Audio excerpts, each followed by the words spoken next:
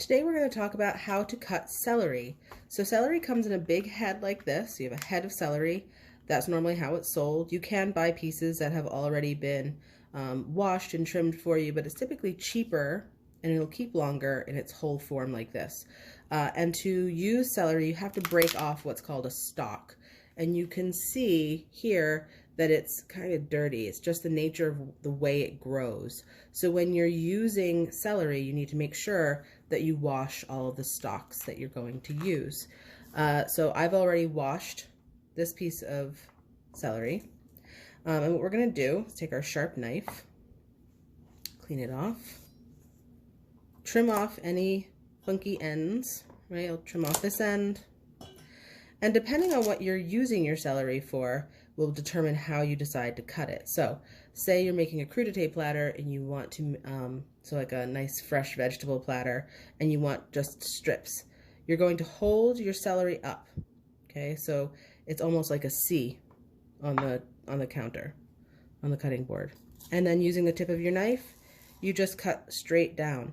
Now, celery has all those little fibers in it that will sometimes pull your knife in different directions. So that's why I like to use the tip of the knife.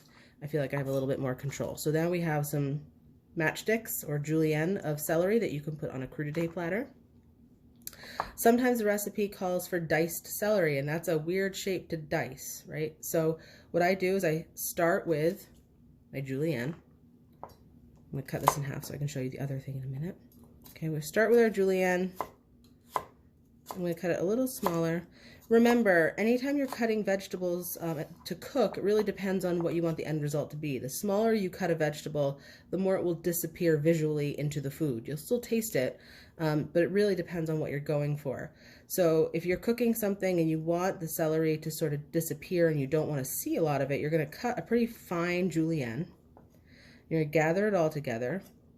Using that claw grip, you're going to hold them, knuckles forward, and you're going to cut little pieces of celery. So this is great if you're sauteing, especially if you're doing something French-based. This is part of mirepoix, which is onions, onions, celery, and carrots.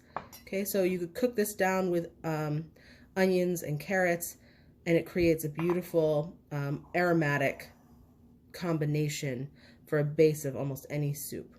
And then if you want to just chop celery, if the recipe doesn't really specify, you just cut it in half and give yourself a rough chop. I would also say that this, if you make tuna salad with celery, is a nice size.